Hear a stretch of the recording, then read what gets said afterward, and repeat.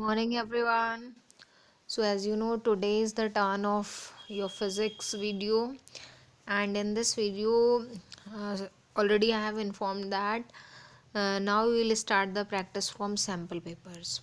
Okay, तो ये sample paper जो आपके पास अवेलेबल हैं या नहीं है doesn't matter because I have provided here the paper also. Paper मैंने यहाँ दे रखा है, अरिहंत का सैम्पल पेपर है ये, और यहाँ जो जिस पेपर से मैं स्टार्ट कर रही हूँ that is one of the unsolved question paper. तो जो सॉल्व क्वेश्चन पेपर हैं जिनके पास अवेलेबल हैं वो उससे प्रैक्टिस कर लेंगे, और बाकी जो अनसॉल्व्ड है जिसके आंसर्स गिवन है but solutions are not given, those I am providing here, those solutions I am providing here. Okay, तो जैसा ऑलरेडी आपको पता है क्वेश्चन पेपर का जो पैटर्न है वो एक बार डिस्कस कर दे रही हूँ मैं. पैटर्न में आपको सेक्शन ए जो मिलेगा उसमें आपको 1 मार्क वाले क्वेश्चन मिलेंगे. सेक्शन ए के ही साथ में आपको एजर्शन रीजन और केस स्टडी टाइप क्वेश्चंस भी मिलेंगे. इसी तरह से आपका सेक्शन ए जो है वो 1 मार्क वाला होगा, उसमें आपको मिलेंगे एजर्शन रीजन और जो आपके 1 लाइन आंसर होंगे. सेक्शन बी जो मिलेगा आपको उसमें मिलेगा आपको केस स्टडी बेस्ड क्वेश्चन. ठीक है, उसका सॉल्यूशन आपको लिखना होगा. फिर सेक्शन सी 2 मार्क्स का है, सेक्शन डी 3 मार्क्स का है, और सेक्शन ई जैसा आपको पता है 5 मार्क्स का होता है. तो इस तरह से क्वेश्चन पेपर डिवाइडेड है. अब उसमें जो नंबर ऑफ़ क्वेश्चंस हैं जहाँ से मैं सॉल्यूशन स्टार्ट करा रही हूँ वहाँ से आज से आपको क्या करना होगा, नोट डाउन. नोटबुक में आपको ये सारे सॉल्यूशंस लिखने हैं बिकॉज जो कैलकुलेशन वाला पार्ट रह जाता है वो आंसर्स भी मैंने यहाँ दे रखे हैं, वो आंसर से आप क्रॉस चेक करके कैलकुलेशन कर लेंगे. But how to do, what is the formula used in the question, this I will tell. Okay, तो सबसे पहले मैं यहाँ स्टार्ट कर रही हूँ सेक्शन ई से, क्योंकि section A B C D जो हैं those questions are not so long. Those questions अगर आप देखें तो आप प्रैक्टिस खुद से कर सकते हैं. बट सेक्शन ई जैसा कि आपको पता है हर एक पेपर में सेक्शन ई जो है वो बहुत इंपॉर्टेंट होता है और ज़्यादा वेटेज वाला भी होता है. 5 मार्क्स के उसमें क्वेश्चन मिलते हैं आपको 3. तो उन पे कैसे कमांड की जाए, उन पर कैसे ग्रिप बनाई जाए, दिस इज़ वेरी इंपॉर्टेंट. तो इसलिए मैंने पहले सेक्शन ई से स्टार्ट किया है. तो इसी तरह से इसी ऑर्डर में आपको भी करना है. सेक्शन ई है सैम्पल पेपर 12 का. तो इसमें अगर विजिबल होता है देन इट इज़ ओके, अगर विजिबल नहीं होता है तो पीडीएफ सेंड करने का अरेंजमेंट आई डू. तो देखिए, सबसे पहले ये है 31 का फर्स्ट. तो इसमें आपको 5 मार्क्स में जो है एक तो ये वाला सेट मिलेगा, फर्स्ट सेकंड. 31 में 2 पार्ट्स हैं, इसके अलावा चॉइस वाला क्वेश्चन भी मिल सकता है, इसमें भी फिर से 2 पार्ट्स हैं. तो सबसे पहले तो जो लॉन्ग क्वेश्चन आता है उसके लिए जो टॉपिक है, जो चैप्टर है वो ऑप्टिक्स है. ऑप्टिक्स बहुत इम्पॉर्टेंट है. तो उसमें एक क्वेश्चन आपको रे ऑप्टिक्स का मिलेगा और चॉइस में आपको मिलेगा वेव ऑप्टिक्स. ओके, तो देखिए रे ऑप्टिक्स वाला जो है उसमें 2 पार्ट्स हैं. फर्स्ट पार्ट में लिखा है what is the focal length of the combination of a convex lens of focal length 30 centimetre in contact with a concave lens of focal length 20 centimetre. तो एक कॉम्बिनेशन है जिसमें एक कॉन्वेक्स लेंस के साथ में एक कॉनकेव लेंस को रखा गया है. ये कॉम्बिनेशन तैयार किया गया है. अब जब ये पूरा अरेंजमेंट तैयार है तो आपसे पूछा है कंबाइंड फोकल लेंथ कितनी होगी. तो आपको पता है कंबाइंड फोकल लेंथ का फॉर्मूला होता है 1/f is equal to 1/f1 plus 1/f2. जितने भी जिस भी टाइप के लेंसेज रखे गए हैं सबको आप ऐसे रेसिप्रोकल में ऐड करते जाएंगे. तो एक फोकल लेंथ तो कॉन्वेक्स की है तो प्लस होगी 1/30. दूसरी फोकल लेंथ कॉनकेव की है तो वो माइनस होगी 1/-20. तो जो आप सॉल्व करेंगे तो 1/30 माइनस 1/20 होगा. ओके, तो जब आप इसका एलसीएम लेंगे 60 और ये 30 यानी कि 2 जो है वो प्लस का है, -3 जो है वो माइनस का आएगा. तो यहाँ जाता है आपका -1/60. ओके, तो -1/60 का मतलब जो कंबाइंड फोकल लेंथ है वो -60 सेंटीमीटर आ रही है. तो फोकल लेंथ जो है वो माइनस में है. तो एक बात और पूछी आगे कि is the system a converging और a diverging lens. Ignore thickness of the lenses. एक बात याद रखिएगा, हमेशा जो यहाँ लेंसेज लिए जाते हैं वो थिन लेंसेज लिए जाते हैं। फॉर्मूला भी जो इसका ये वाला ड्राइव होता है उसके लिए लिखा होता है कि फॉर अ थिन लेंस, चाहे वो थिन लेंस फॉर्मूला हो या ये वाला फॉर्मूला हो, सारे थिन लेंसेज के लिए होते हैं। तो हाँ, ये अरेंजमेंट जो है वो किसकी तरह बिहेव कर रहा है, तो फोकल लेंथ माइनस में आ रही है, तो इसका मतलब ये जो अरेंजमेंट है ये डाइवर्जिंग लेंस की तरह बिहेव कर रहा है, क्योंकि जो कॉनकेव लेंस होता है डाइवर्जिंग लेंस, उसकी फोकल लेंथ माइनस होती है। तो अरेंजमेंट डाइवर्जिंग लेंस की तरह बिहेव कर रहा है।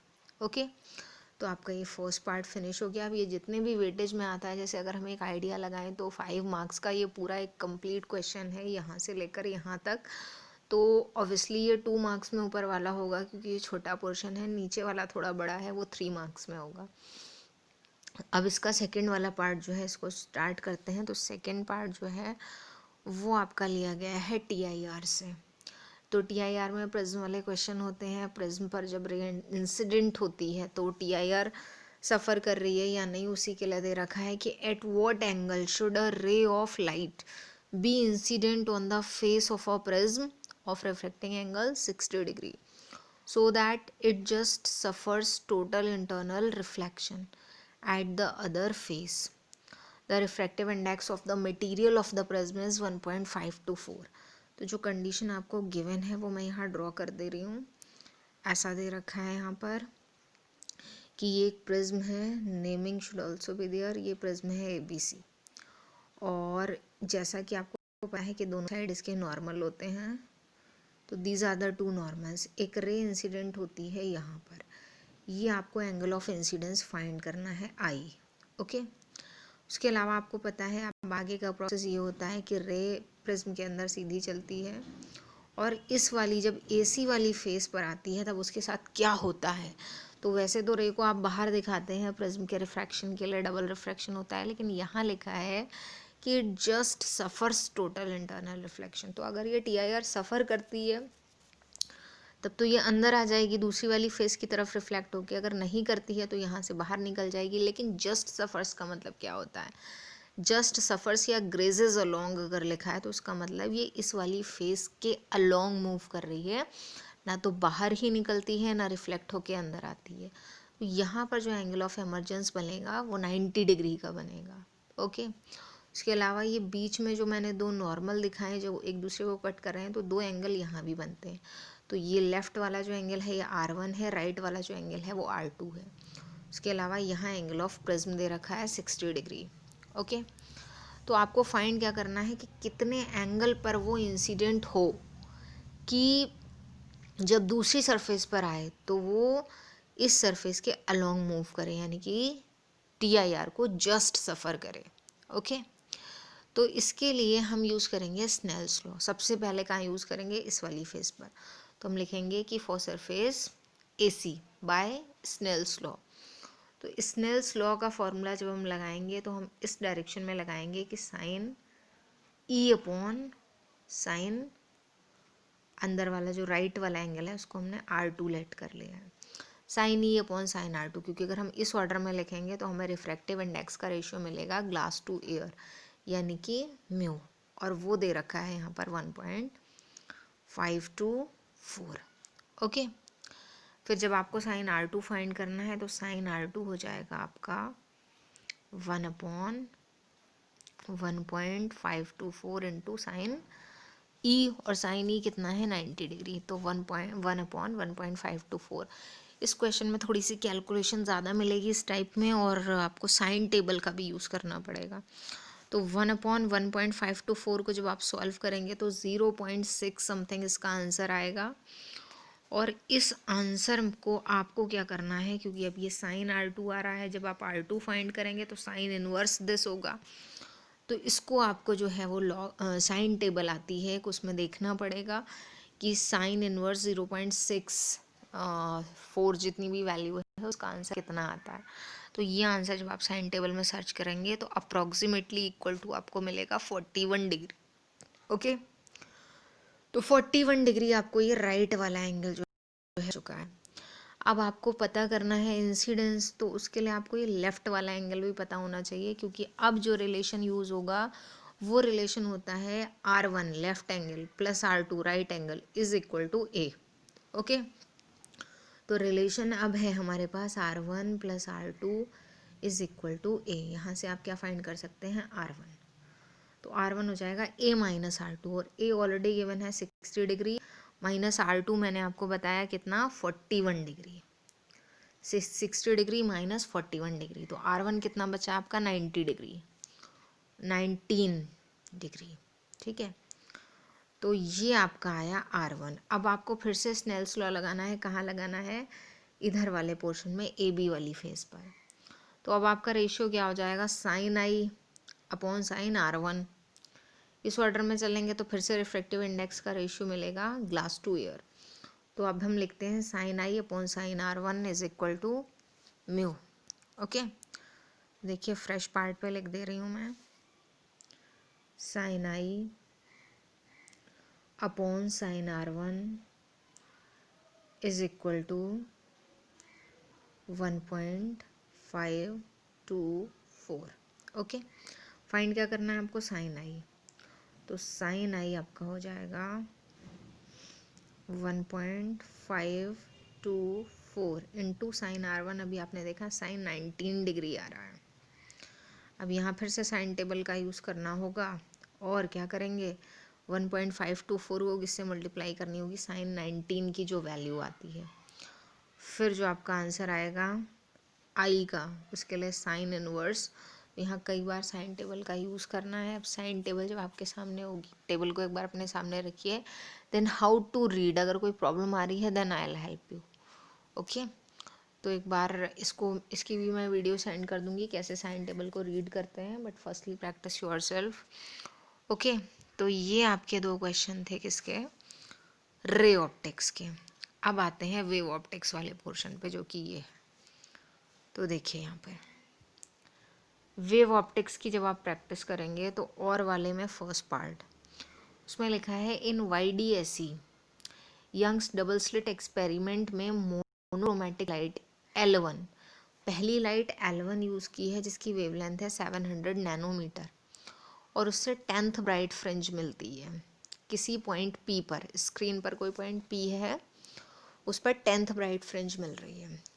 फिर नेक्स्ट कहा है कि which bright fringe will be obtained at the same point P if monochromatic light of wavelength this is used in place of L1। तो और आगे भी लिखा है no other alternations were made in the experimental setup. तो इनका मतलब ये है कि एक पॉइंट P है, चाहे वो सेंट्रल जो ब्राइट फ्रिंज होती है उसके ऊपर हो या नीचे हो, जहाँ भी हो, एक ब्राइट फ्रिंज P पॉइंट पर बन रही है, 10th ब्राइट फ्रिंज। कब, जब लाइट इतनी वेवलेंथ की यूज़ की। अब लाइट की वेवलेंथ चेंज कर दी, दूसरी वेवलेंथ ले ली। अब ब्राइट फ्रिंज कौन से नंबर की बनेगी ये आपको फाइंड करना है। बाकी सारे पैरामीटर्स सेम हैं, जैसे कि पोजीशन सेम है क्योंकि P पॉइंट पर ही फ्रिंज बन रही है, कैपिटल D होता है, स्क्रीन तक का डिस्टेंस वो सेम है, होता है दोनों स्लिट्स के बीच का डिस्टेंस वो भी सेम है। तो हम फॉर्मूला यूज़ करेंगे पोजीशन का, क्योंकि P पॉइंट पे बनने वाली फ्रिंज के लिए हम रिलेशन लिख रहे हैं। तो आपको पता है ये होता है formula ND lambda upon D। तो हम पहले वाले केस में लिखेंगे तो N1 और λ1, क्योंकि बाकी पैरामीटर्स सेम है। इसी तरह से हम दूसरे केस में लिखेंगे तो N2 और λ2। अब पोजीशन दोनों की सेम है तो कंपेयर करते हैं अगर हम, तो दिस इक्वल टू दिस, बाकी चीज़ें भी कैंसिल हो जाएंगी, क्या बचेगा, N1 λ1 is equal to N2 λ2। Find क्या करना है आपको, N2, तो आप यहाँ से N2 फाइंड कर लेंगे। N2 is equal to, relation बन जाएगा N1 λ1 अपॉन λ2। ओके, तो आप यहाँ पर वैल्यूज़ को पुट कर लीजिएगा। आपको नैनोमीटर को चेंज नहीं करना है, क्योंकि N1 ये जो है आपका लैम्डा रेशियो में आ रहा है, तो नैनोमीटर वैसे ही कैंसिल हो जाना है। ओके, तो आप इसको सॉल्व करिएगा, आंसर इसका आएगा 14 नंबर की ब्राइट फ्रिंज बनेगी। ओके, तो कैलकुलेशन वाला पार्ट यहाँ शो करने का मेरे पास टाइम नहीं है, लेकिन मेथड मैंने बता दिया है, और उसके बाद कैलकुलेशन बहुत ही ईजी है। तो this you have to do yourself. Okay, अब आते हैं इसी क्वेश्चन के पार्ट 2 पर। तो इसमें लिखा है monochromatic light of wavelength 650 nanometre falls normally on a slit of with 1.3 into 10 की power -4 centimetre and the resulting Fraunhofer diffraction is obtained on a screen. तो याद रखिएगा, इसमें पहला पार्ट जो है वो इंटरफेरेंस से आएगा, दूसरा डिफ्रैक्शन से आएगा। तो इसमें लैम्डा दे रखा है वेवलेंथ और स्लिट विद स्मॉल ए दे रखी है, और पता क्या करना है आपको, एंगुलर विद। तो आपको पता है एंगुलर विद का फॉर्मूला होता है लैम्डा अपॉन ए। ठीक है, आप इसको सॉल्व करेंगे, लैम्डा की वैल्यू पुट कर देंगे, 650 नैनोमीटर को चेंज करना पड़ेगा मीटर में, और स्मॉल ए यानी कि स्लिट की विड्थ जो है वो पुट कर देंगे 1.3 इंटू 10 की पावर -4 सेंटीमीटर, इसको भी कन्वर्ट करेंगे मीटर में। और आपको फाइंड करना है एंगुलर विथ सेंट्रल मैक्सिमा की। तो सेंट्रल मैक्सिमा की एंगुलर विथ का सिंबल होता है 2 थीटा, यानी कि आपका रिलेशन हो जाएगा 2 लैम्डा अपॉन ए। तो इस फॉर्मूले में आपको वैल्यूज पुट करनी पड़ेंगी। ये मत सोचिएगा 2 इधर भी है 2 इधर भी कैंसिल हो जाएगा, ये सिंबल है 2 थीटा। तो 2 लैम्डा अपॉन ए को सॉल्व करेंगे जब आप, तो आपका आंसर आएगा 1 रेडियन। ओके, तो उसको सॉल्व कर लीजिएगा। ये आपका 31 लॉन्ग 1 कंप्लीट क्वेश्चन जो है आपका सॉल्व हो गया है। थोड़ा सा टाइम टेकिंग है पेपर, क्योंकि आप देख रहे हैं कि टाइम जो है वो 10 मिनट्स से ऊपर हो चुका है। इतना ज़्यादा टाइम लगा है सिर्फ एक क्वेश्चन को सॉल्व करने में, क्योंकि लॉन्ग क्वेश्चन में, सिंगल क्वेश्चन में 2 पार्ट्स हैं और चॉइस वाला भी आपको करना है। तो कुल मिलाकर बहुत सारे आपके पास क्वेश्चन हो जा रहे हैं। 33 तो टोटल पेपर में क्वेश्चन है, अगर चॉइस वाले ऐड करते हैं तो और ज़्यादा हो जाते हैं। तो आपका ये 1 क्वेश्चन जो है दैट इज़ डन कम्प्लीटली। अब हम आते हैं नेक्स्ट वाले क्वेश्चन पर, जो कि है 32। ओके, इसको भी मैं एक बार यहाँ दिखा दे रही हूँ कि आपको कैसे करना है। तो देखिए 32 वाला जो क्वेश्चन है, इसमें दे रखा है P Q and M N are 2 parallel conductors. ये दे रखे हैं 2 पैरेलल कंडक्टर्स हैं, और उनके बीच की दूरी कितनी है, एल डिस्टेंस से सेपरेटेड हैं, और एक रेजिस्टेंस आर से कनेक्टेड हैं, और मैग्नेटिक फील्ड में रखे हैं। ये इनवर्ड्स जो है वो परपेंडिकुलर मैग्नेटिक फील्ड है, और वायर एक्स वाई जो है वो स्लाइड कर रहा है इन दोनों कंडक्टर्स के ऊपर, और उसकी वेलोसिटी की डायरेक्शन शो कर रखी है, राइट साइड है। Neglecting the resistances of P Q M N and wire X Y, आपको क्या फाइंड करना है, work done per second to slide the wire X Y. तो आपको पता है वर्क डन का फॉर्मूला होता है फोर्स इनटू डिस्प्लेसमेंट, लेकिन यहाँ लिखा है वर्क डन पर सेकेंड। तो पर सेकेंड के लिए क्या करेंगे, डिस्प्लेसमेंट तो आपको फाइंड करना पड़ेगा। वेलोसिटी दे रखी है और टाइम दे रखा है 1 सेकेंड, तो इसका मतलब आप डिस्प्लेसमेंट फाइंड कर सकते हैं। क्या होगा, वेलोसिटी इनटू टाइम, क्योंकि वेलोसिटी के टर्म्स में लाना है। तो आपका डिस्प्लेसमेंट हो जाएगा वेलोसिटी इनटू 1 सेकेंड, यानी कि डिस्प्लेसमेंट ही यहाँ पर, जो वेलोसिटी है यहाँ पर, वो डिस्प्लेसमेंट के इक्वल है। ओके, फिर आते हैं फोर्स पर। तो आपको पता है वायर पर लगने वाला फोर्स, जिसे हम लॉरेंस मैग्नेटिक फोर्स भी कहते हैं, वो आई भी होता है, मैक्सिमम फोर्स।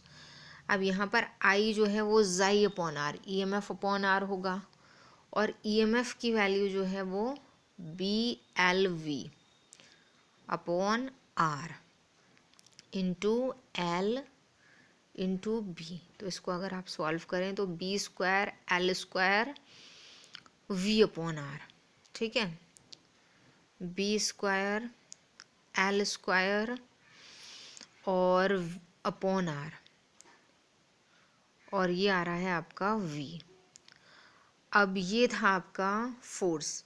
अगर हम यहाँ से वर्क डन फाइंड करें तो यहाँ पर आपको एक और वी से मल्टीप्लाई करना पड़ेगा, क्योंकि एस के प्लेस पर भी पुट करना है वी। तो रिजल्टिंग रिलेशन बन गया आपका B square L square V square upon R, ठीक है। तो ये वर्क डन का आपका फॉर्मूला बन गया है, और इतना ही वर्क होगा, ठीक है। तो ये आपका जो है क्वेश्चन नंबर फर्स्ट का आंसर है। तो यहाँ तक हमारे सारे क्वेश्चन डिस्कस हो गए हैं। उसके बाद एक क्वेश्चन और देख लेते हैं, जो है यहाँ पर सेकंड पार्ट इसका। Magnetic flux through a coil of resistance R changes by an amount delta phi during a small time delta T. तो आपको पता है कि इसका फॉर्मूला जो है ईएमएफ का delta phi upon delta T होता है। ठीक है, ये दोनों चीज़ें लिख ली हमने। Calculate the total quantity of charge that passes through any cross section in the coil during this time interval. तो आपको फाइंड करना है टोटल चार्ज कितना पास हो रहा है। रेजिस्टेंस भी दे रखा है यहाँ पर आर। तो जब आपको चार्ज फाइंड करना है तो चार्ज का फॉर्मूला हो जाएगा आई इंटू डेल्टा टी। ठीक है, और आई जो है वो होगा आपका जाई अपॉन आर, और जाई के प्लेस पर क्या पुट करेंगे ये, तो delta phi upon delta T, साथ ही नीचे आ रहा है आर इंटू यहाँ डेल्टा टी आ रहा है, ये कैंसिल हो जाएगा, तो यानी कि आपका रिलेशन बन जाएगा डेल्टा फाई अपॉन आर। तो चार्ज इतना होगा। ठीक है, तो दोनों ही बहुत लॉन्ग क्वेश्चन नहीं थे, लेकिन फिर भी आपको थोड़ा सा टाइम लगेगा इसको सॉल्व करने में। तो इसके चॉइस वाले क्वेश्चन से हम स्टार्ट करते हैं नेक्स्ट टर्न से। Okay, thank you.